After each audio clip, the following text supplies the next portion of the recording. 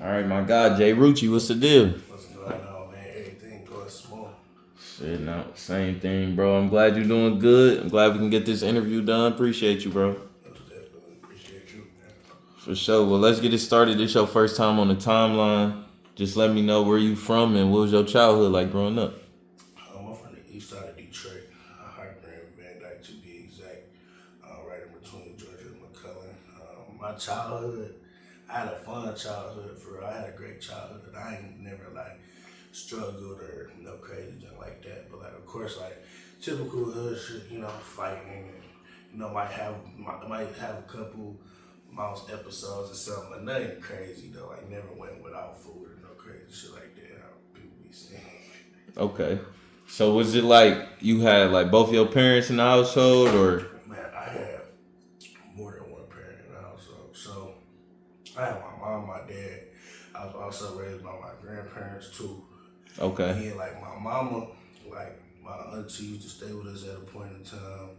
Cause my mama, she had like a real open door policy, like for real. So man, that was something. I didn't live with my grandmas before. I'd have been raised by everybody in my family for real, like a real village type shit. Okay, so it's like a strong family structure growing up. It was like that back in the day, but now you know how it goes. Everybody doing their own thing, Yeah, I mean, people get older. Is that something you feel like you would recreate with your family, like with your kids? Man, I ain't gonna lie. Like, probably like 2 years ago, I was like, man, like we should all like go in on like a big ass house and like we all just live together under one roof and like just grind. Cause that way I knew it would have helped like everybody else with their expenses. You know what I'm saying? That we brought all the expenses down to one. Even though it would have been slightly like more, it still would have been a margin to like save and shit like that. So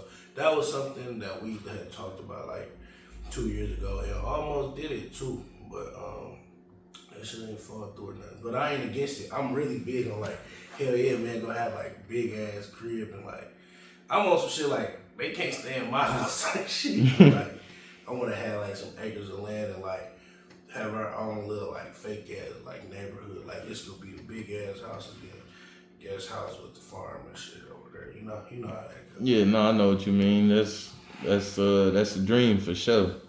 That's but I know you like a serial entrepreneur, and I wanna like we gonna get into the music, but I wanna be able to get into all of them too. Yeah. Like, and I feel like, do you feel like having a place like that where you could all be together just help you stay focused on like shit, business and new things like that too? Most definitely, because when everybody on the same page, like that go with like friends too. Like you get that kind of push. You know what I'm saying? So I do feel like it can be motivating at the same time, but it's like you gotta make an effort though as well. Like make an effort so that everybody gonna be on their shit type shit, and not just lollygagging through life because our expenses not as high. Shit like that. Yeah, like you don't want to have the extra money in your pocket every month, then be like, oh shit, I can go to an extra Pistons game every week or some shit. Like you're gonna make sure you're doing the right thing with the. Fact. I feel you, and then the people around you that'll be the help to it too, though. Like to keep you on your shit. Like they gonna see what you do, not everything, but you stand with them, so they see if you on bullshit before anybody else. Fact. So with you being a like getting into different businesses, what was your early influences and motivations that made you want to start doing that? Bro, I just was watching a video literally yesterday. People like it's three big ass drugs. It's love, it's power, and it's progress. And I think I'm addicted to fucking progress. Like I just been addicted to that shit. Just been addicted to getting better in every aspect of life. Cause it's not even necessarily like the money. Like the shit is all like a game, like type shit. I look at this shit like a game. Like you can do this to like multiply your income, and I just fell in love with hustling. So it never was like no body like particular. Like we all looked up to rappers and shit. Like it was not. I ain't seen no nigga who owned his own business growing up or no shit like that. This was some new shit, like a whole new wave that came in of Instagram influencers and shit like that, of people who had their own business. Everybody in my family, like my family, like on my dad's side, they used to sell drugs and shit. But like now, like they all got their master's degrees and shit like that. So I was told to go to take my ass to school. So And they didn't flip the script. They like, this the way to go. yeah, no, fact. So how is it when you going on a journey on your own like that? When it's like you see the vision, but maybe in the beginning, your like support system might not see it yet. How did that go? So what I've been doing lately is just keeping the shit to myself and just doing it. You know what I'm saying? Even though they your parents, my grandparents, whatever it is, like truthfully, honestly, you don't gotta answer to nobody. So it's like more keep it. And I ain't saying it like in no like arrogant way or nothing like that, but like you really want to keep your goals to yourself. Cause like, let's say we like might go to our parents about money, but my parents they probably never had no money to like do no shit like that. That wasn't even the idea, or they didn't even have that opportunity. Like now, like nigga, we just now really like getting exposed to this information and having these opportunities to even do these things. We in a real blessed era, I should say, for real. So like my granddaddy them like nigga, like when they was growing up, it was still Jim Crow laws and shit. My granddad a felon type shit, you know what I'm saying? So like school, him going to like it was just laws passed for him to be able to go to school and get a degree. You know what I'm saying? So and I guess that's like the best. That might just be the best shit smoking. For real, for certain people in certain generations, you know what I'm saying? Yeah. Especially coming from Detroit, where it's like, nigga, we was told to like go work at the plant, GM and Ford, and nigga, that's a great life for us. Get a crib in Warren, Sterling Heights, retire and die type shit. A lot of people ain't seen the vision of like, oh yeah, I can own this or I can own that, so they might not understand, but you gotta follow through with your plan and shit, so. Yeah. And you got started at like a real early age. What was the first business you got into, and what was like some challenges you had being so young? The first business, like on some fake play shit, was like just selling candy shit in school. But like the real big business that I started, I bought an 18-wheeler truck and shit, and that was like one of the losses that I took like in my life, because I was 19 years old when I did that shit, and I took a course. I paid like $2,500. It came out to like $2,500. Then some extra shit on to it. It was like $3,500 for a course through a guy named Alice Good Energy and shit. And I had everything down packed, had everything flowing and running and shit, but it probably just wasn't my time, bro. Like a lot of tragic events had happened and shit. Like a lot of tragic events had happened, and then after that happened, I found myself like interviewing drivers and shit. And while I was interviewing drivers, cause a person I was working with had passed away. So I'm interviewing drivers and shit. All my dumb ass had to do was hire a secretary to take on the interviews. But I was being kind of arrogant, interviewing the people myself with the questions that I had. And like a lot of people were like, damn, like he sound young as hell. So a lot of drivers was like, down there hating on me on some shit like I ain't about to come work for a 19-year-old and all that shit. And if you know anything about trucking, bro, your insurance rates can be anywhere from $1,300 to $2,000 up to $2,500 a month. Trucking is like a very it has a lot of expenses that come into it, a lot of things that you have to pay monthly. You know what I'm saying? And I dig myself into a hole, but when I sold it for more than what I got it for, because when I had bought the truck, when I actually had bought the truck, the prices was low because nobody was really into it. It was somebody from Dearborn. He was trying to sell off his fleet, and so when I sold it for like $40,000 more than what I got it for.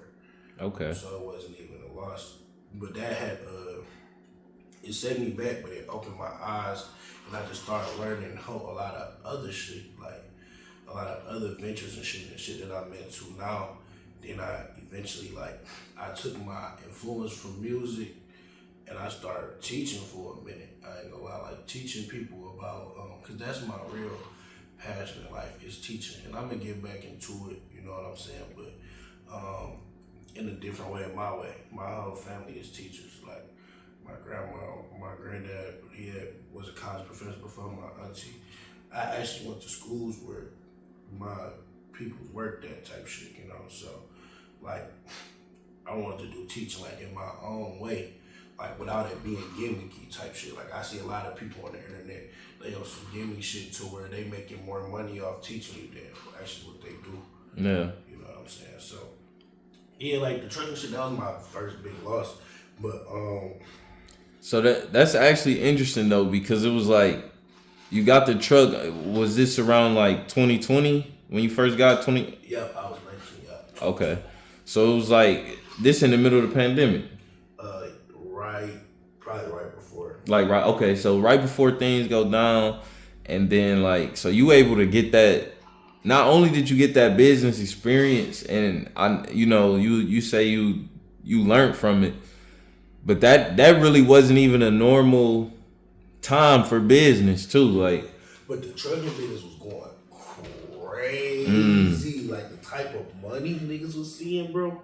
Like I think it started to get back into that now, but the type of money niggas was seeing, like $4 a mile, bro, like $5 a mile. Today is probably like niggas just trying to move at like $2. If you getting like $3, $2.50, like you good. But back then niggas getting $5, $6. Maybe like, you know what I'm saying? So yeah. That shit was crazy, bro. So when you own a truck, that's just you getting you didn't have a license for it yourself, I'm assuming. I didn't have no CDL. I didn't have my CDL. Okay. So you wanted to just own the truck, secure the routes. Yeah, most definitely. And then you just need a driver. So it's different levels of trucking. It's brokers, dispatchers, and it's drivers, and it's the nigga who actually own the truck. You feel me? I was looking in the truck in a passive way, because the person who was teaching me, he never drove a truck in his life either. He just was running the background. Like, I got the money, I'm gonna pay the dispatcher they 10%, I'm gonna pay the driver they 20 to 25%. The dispatcher go get the load from the broker, you feel me? And it's all gonna run like that, and just sit back and collect the money type shit. So that was the goal. You know what I'm saying? So I'm getting back into it, you know what I'm saying? But I'm nibbling, dabbling with I just got my mind back right on doing everything, like mind back on music, back writing ebooks, putting out more ebooks, finishing my real book, fucking with the rental cars right now. That's what I'm really fucking with right now. Just getting everything in place and shit. Everything. We up and running right now with like 2 cars right now, but we gonna probably have like 10 of them bitches by January, February, probably be about 10 of them bitches, you know what I'm saying? So right now I'm really fucking with the rental cars right now, and then doing that, then I'm gonna jump back in the truck after I lay this foundation down and go full throttle with the rental shit. Okay, and you still pretty young, bro, and you got experience under your belt already, and I feel like that's gonna be like the most valuable thing for you moving forward. So when you sold the truck and you got out of the truck, and did you immediately go into? I went back to rental cars. Okay. I went back to the streets after that shit. I was discouraged for a minute, because I just kept telling myself, like me and my granddad like my best friend. So like we would talk and he'd see me counting some money or something. He always asked like, what's your next move? What you about to do? And like one time I told that nigga, like probably like 2 years ago, like a year ago, we had a conversation. Like he like, what you doing right now? I'm like, bro, I'm strictly jugging, like straight up. Like I had to tell him, like I'm strictly jugging, because like I wanted to get. When I bought the truck, I had so much liquid, bro. Like that shit was like, it was a bad luck, but still, like, it wasn't that. And I just used to I was telling myself lies, bro, like, you need 200,000 to do this. You need 150,000 to do this. When in reality, it's like I was making an excuse to just keep hustling. You know what I'm saying? To keep doing what I'm doing. Then when it dabbling, cause nigga, it's like it's a sense of being scared, kinda, you know. But like being at this young age, like this when we supposed to take the losses and learn, and it's like we go bump our heads and shit, and like everybody, you don't need $250,000 out the back to start none of this shit. You know what I'm saying? That's a lot, you know? So, hey, no, it's just like, oh yeah, reprogramming my brain to like, oh yeah, you don't need that type of money. You know, take a risk, bro. Take a risk, take losses. Don't be scared of that shit. That shit will come anyway. You know, and if it's really in your DNA and you're really a hustler, like you legit gonna get it back. And through like this whole time, are you rapping the whole time? When does the rapping come into the picture? So the rapping shit, it was weird. So I had a buzz like 2019, 2018, 2019. I also went to college 2019. So as soon as I dropped out of college, I then went and bought the truck. Damn near. So I'm rapping. I have a buzz before all of this shit. And then I go to college, no video, man, no nothing, like type shit. Like I'm just out here winging it, living off the little distro kid checks in college and you know shit like that, and watch the buzz go now. So now it's like it can get discouraging being from ground zero. So every time you stop, I was noticing like every time I stop, I gotta rebuild the fan base. And then it got worse to the point where it's like, all right, I come from having a song with over 2 million some streams, then go down to like, I'm shooting videos only getting 35K, 40K, then it's going down to like 10K. Then it's going down to the point where like it's a hassle to even get 10K. You know what I'm saying? So like it was like I've been through every stage and every emotion of the shit of getting discouraged and having to come back. And now it's just like, oh yeah, like and I got real friends, like I said this in the interview yesterday, like I got real friends that's living my dream right now. You know what I'm saying? And they opening doors for me and giving me opportunities on something that was my dream that you know that they capitalize off of or whatever. And they giving me an opportunity and I'm seeing this shit is motivating me. So now it's like I can't stop, like I gotta stay in these people's face, gotta do what I gotta do. So now it's like, okay, now I'm back focused and gonna be more structured with this shit, you know? So yeah. Okay. And I feel like a lot of people struggle with sticking to like long-term plans, especially younger people. And what do you do for yourself to like keep yourself focused through all the ups and downs and through everything to stick on the end goal? I do sit around and not do nothing for a minute. You gonna notice like ain't nobody here to save you type shit, you know? So cause it's like I still fall victim to all this shit, you know what I'm saying? I still fall victim to everything. Like I ain't the nigga out here with the strongest mindset or no shit like that. I fall like everybody else, but it's like when I get a sense of motivation, like I push and I press super hard so it make up for the lazy shit. So my little coping mechanism is like going super hard after all the lazy shit. Like I might not have did no work all week, but like me, like with my work ethic, one day, like or 1 week, I probably did more than, you know, like it might be an artist who dropped 12 videos like in a year or something. You feel me? Like, but I might not have dropped none this year, but like, nigga, like I said, I just had an interview yesterday, did like 4 pieces of content yesterday. I'm working today. You feel me? Like, gonna shoot some more videos. Like 1 week for me, I could fuck up a nigga whole shit in 1 week, just me being focused type shit. So it's like, it'd be little spurts for me, but I'm trying to get out of the spurts and just be more consistent. But it's just like, I know that ain't gonna work either. So it's like, it's more like taking my spurts of shit and spreading it out through time. Like type shit, taking my content, like, I got videos that's gonna come out in December and January that I shot in like August. You know what I'm saying? So it's like I just know what to do now. I got my plan now. Like I see how I like to work. Like I'm not a nigga who can shoot a video every week like other artists, but I can take 1 week and probably shoot 4 videos within that span and then just let them out accordingly type of shit, you know. So I'm still finding my schedule with the shit, you know. So I'm still figuring it out, to be honest. Okay. Do you feel like there's any lessons you learned from outside businesses that influence the way you do things in rap? Somebody told me like I was too smart to rap type shit. And that kind of held me back from rapping to put certain money into it, because it starts to feel like a hobby. Like we spending $3,000 on outfits, and the average video right now is $500, $750.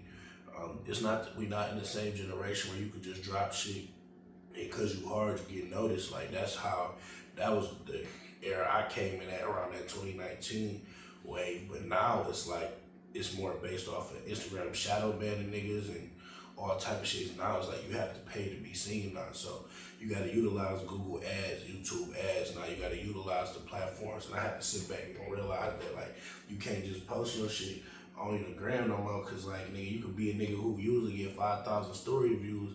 Now you only getting like 1,500, 1,800 story views and shit. So it's like it's more of a pay to be seen thing now.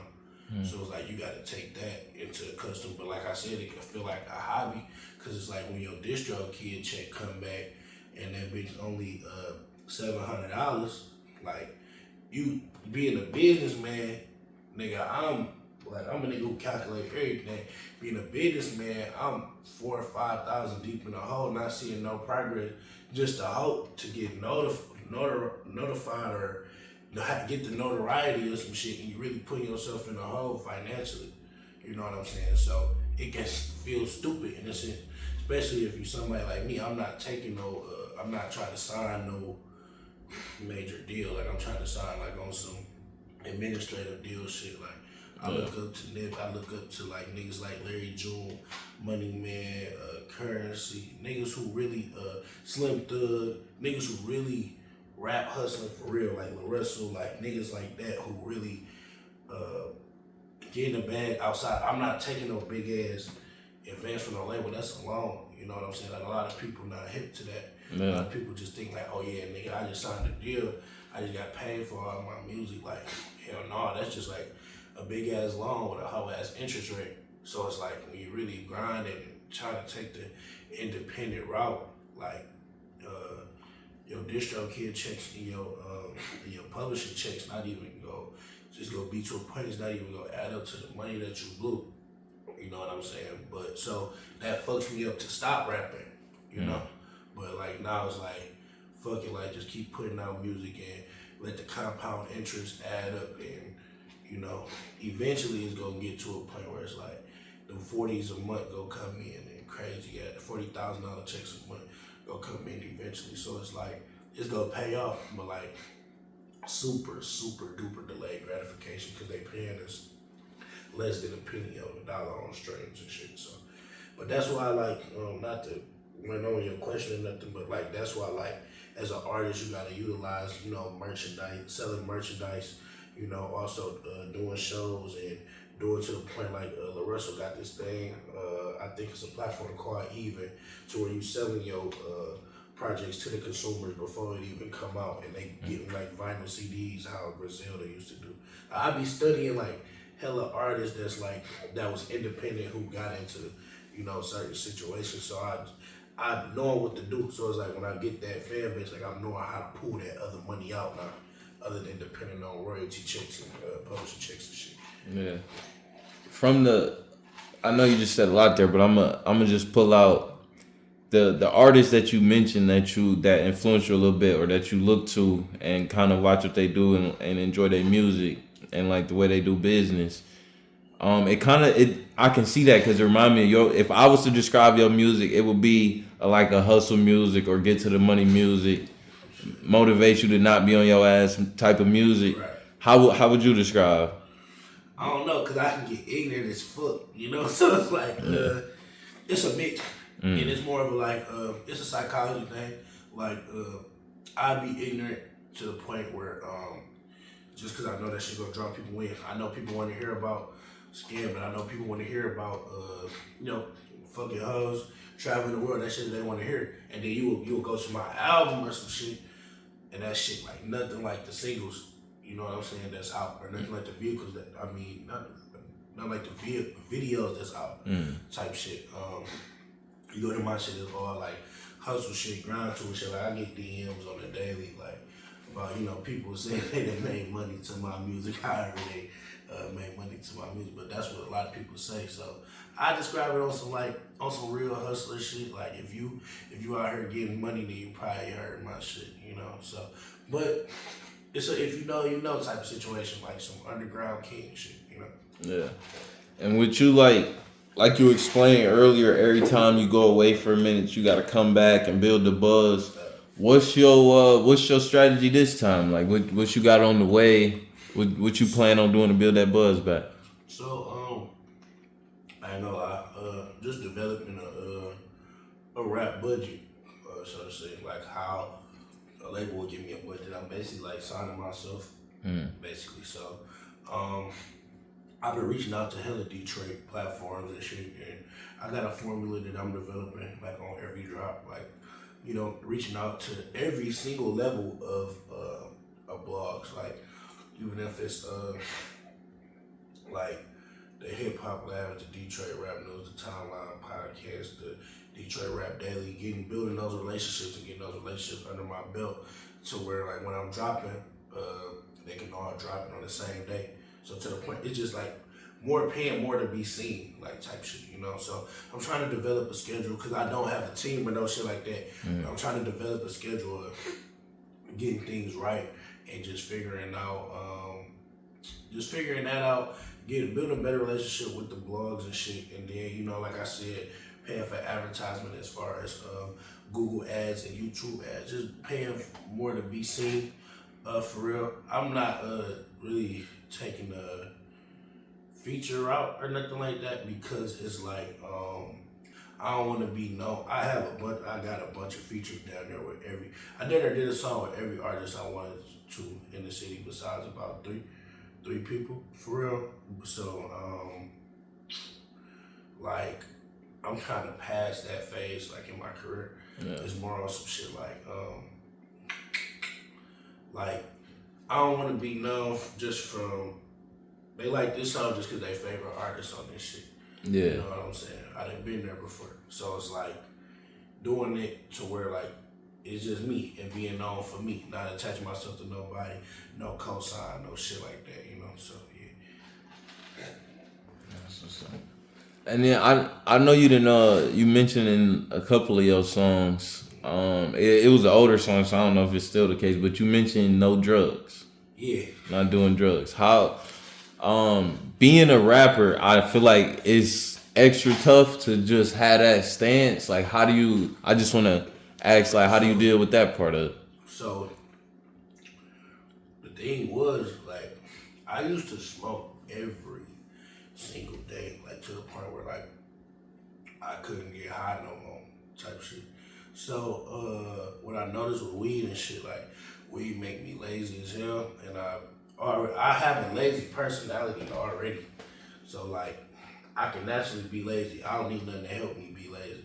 And I feel like pills and other drugs help me be lazy. But like I went on like a 5-year, 6-year span, maybe 7, not smoking type shit. But like now, like recently, like it's like now it's like I probably will like every once in a while if I'm on a road trip or something and it's taking me like it might take me 12 hours to get to my destination and I might smoke to go to sleep, or like if I feel like super stressed or something, like I might do it like every once in a while. But like it was like to a point in time like 6-7 years cold turkey on that shit. Like I didn't want to smell that shit. Yeah, nowadays I'm probably gonna make some people mad. Like I feel like people addicted to tobacco because it's like outside of weed. Cause like a lot of people can't even smoke weed without a wood. You know what I'm saying? So like, and it, like people shy away from papers or clean away to smoke. So it's like I'm starting to like recognize like damn, Like it's not even it might not even be the weed niggas addicted to. As somebody who smoke weed every day, I'm for sure addicted to the tobacco. I'll admit that shit to you for sure. I figured that out a while ago. I'm like, cause I got friends that only they specifically smoke papers, Yeah. and it get me higher, but I still don't want to. I still don't want to do it. Yeah. Like it just be like I just enjoy this wood more, and it's the only difference is that tobacco. Yeah, bro, I ain't gonna lie. It's just like when I do smoke, I don't smoke like blunts or no shit like that. When I do smoke, I try to roll that shit in the paper, keep this shit clean, just get what I want out this shit. You know what I'm saying? I feel like that. You know how people say weed not addictive? I think it is, to a certain extent, but not doing it without the wood make it a lot less. Like weed on its own is a lot easier to just do it when you want to, and not really be on the.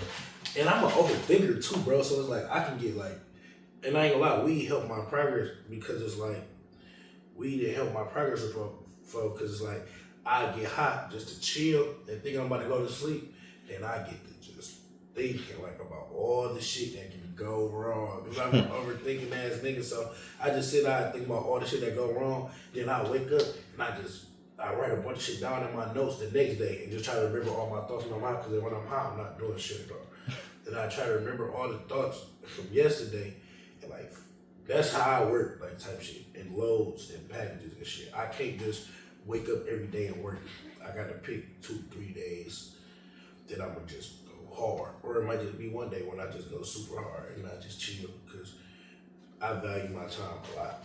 Like I just like to do whatever the fuck I want with my time. Alright, I might go back and throw this question back into the other section, but I wanted to get to this. Is there?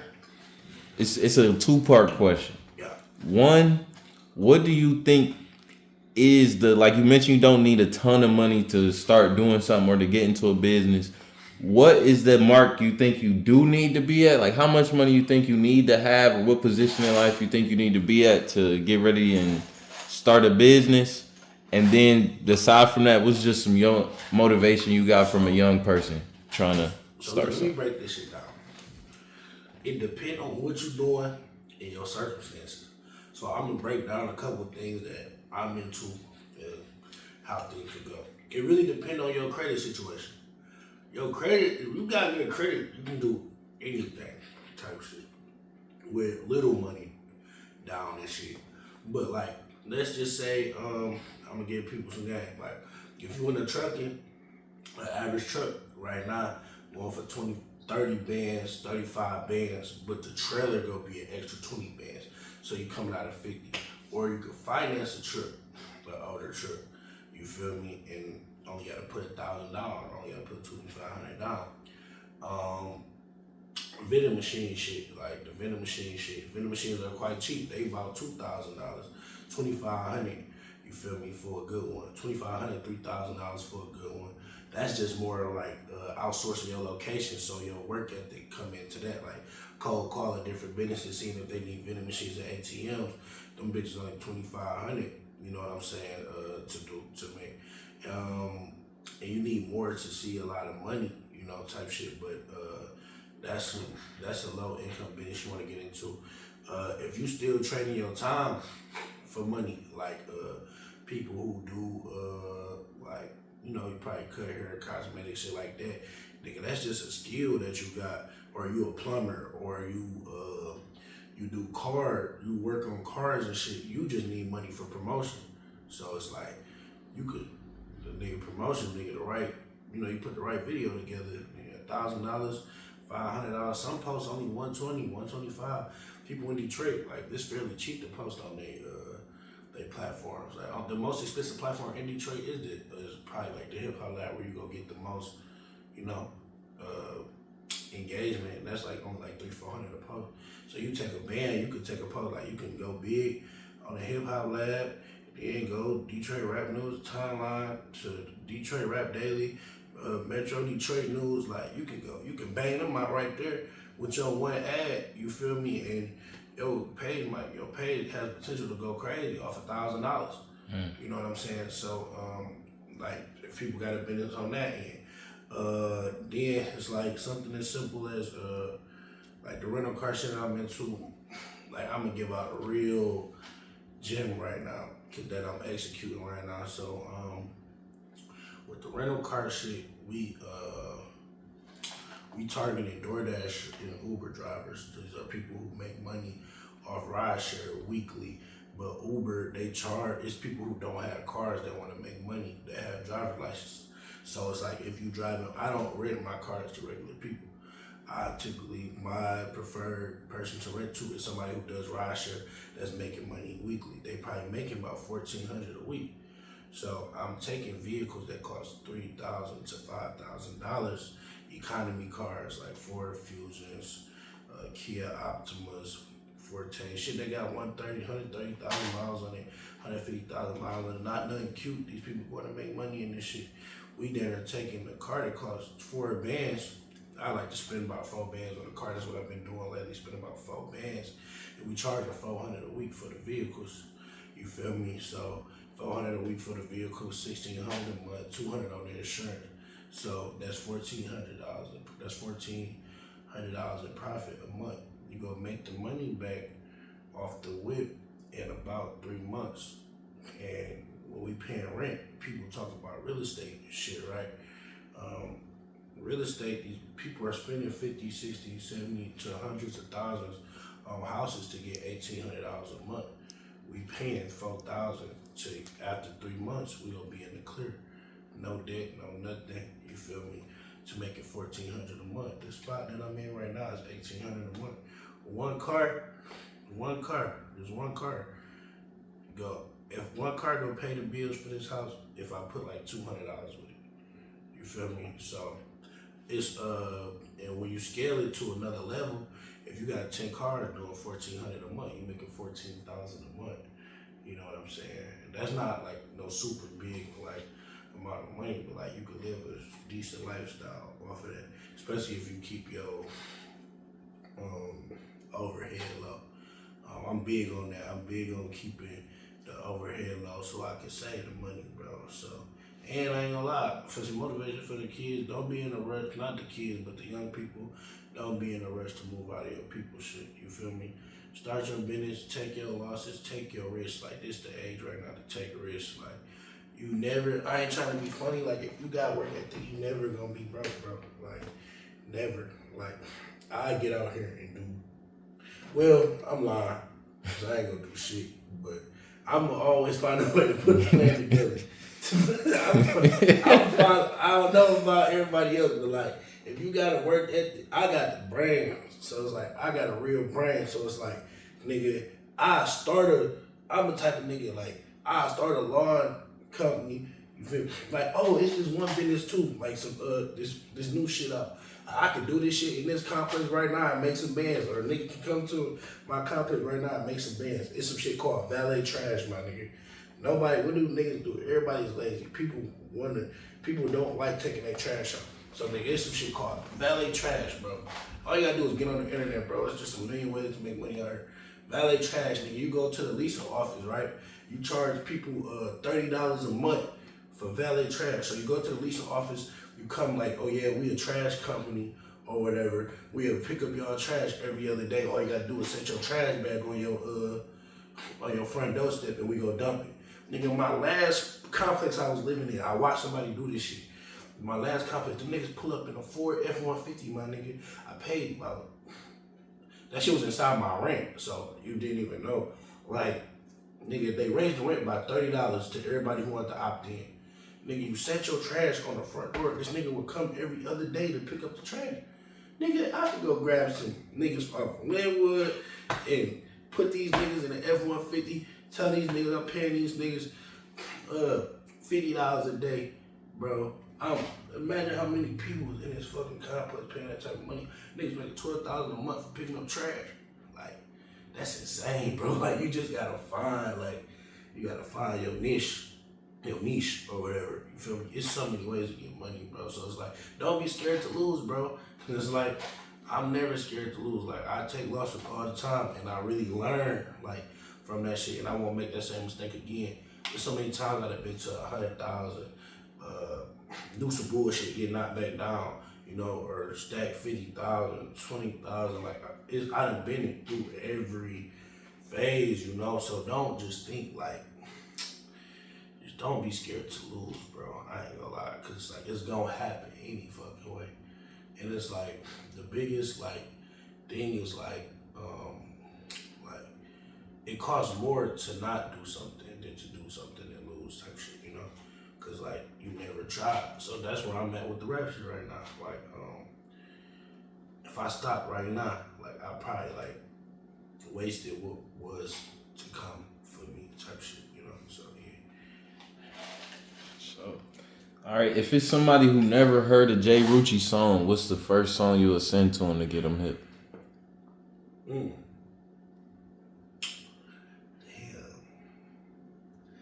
I got a lot of shit to do folk that I just, man, but damn, I don't know, bro. Cause I'm not like a one song nigga. I don't got one song where I'm just going like losing my mind, bro. I don't know, like I prefer a nigga go to the album.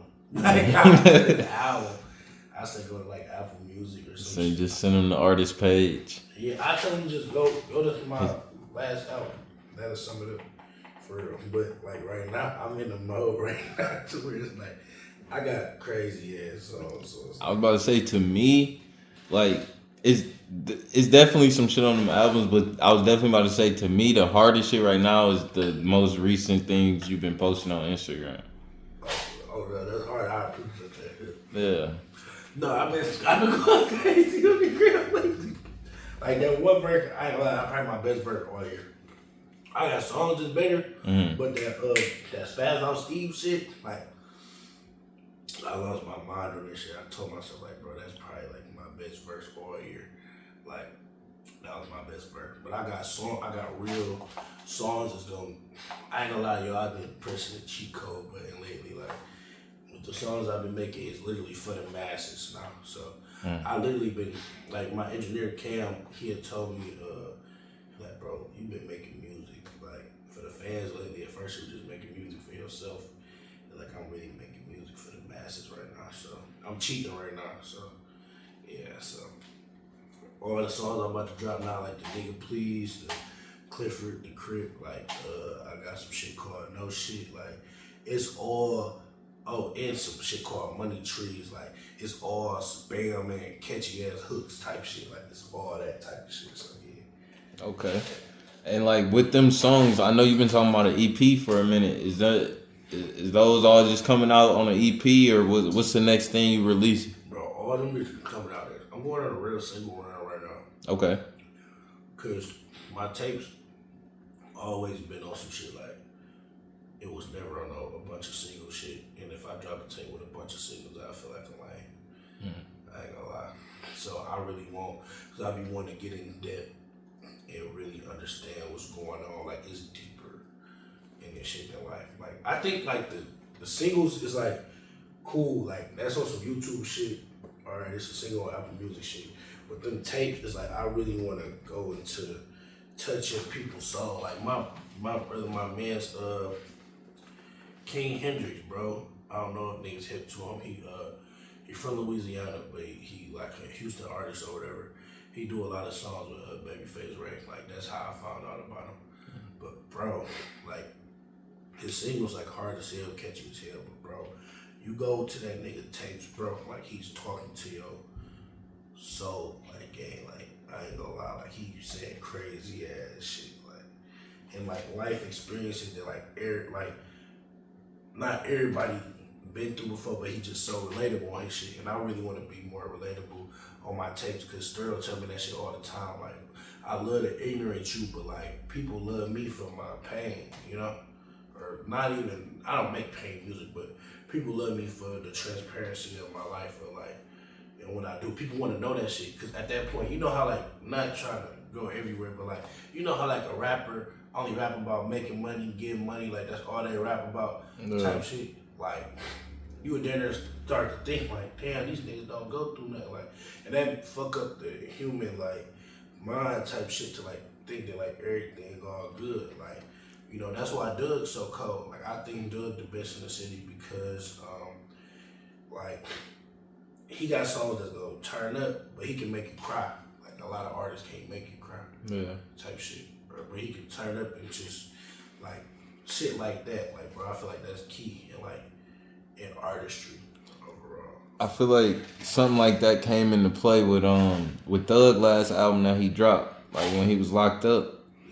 It's a hard album, but I feel like it didn't stick with a lot of people because when they heard it, they was expecting him to be talking about what he was currently, going through. Yeah. And it was, I think it might have been songs that he was already working on that, just put a project out. I hated that album. Only because that album before that shit. It's hard to top that. I ain't gonna lie, no shit. Like, thank God Thug out, but when he was in jail, bro, I was saying some shit like, if Thug was never to come home, type shit, God forbid, like type shit. I was saying this shit back then. If Thug was to never come out, he shouldn't have dropped shit after that. Like, nigga, that's like some shit like Lil Wayne, no ceiling shit. Like, it's just certain shit you can't outdo. Like, I even go to some of my projects, I be like, bro, I should never drop this project. Like, I got some project, like, cause my first album was so hard.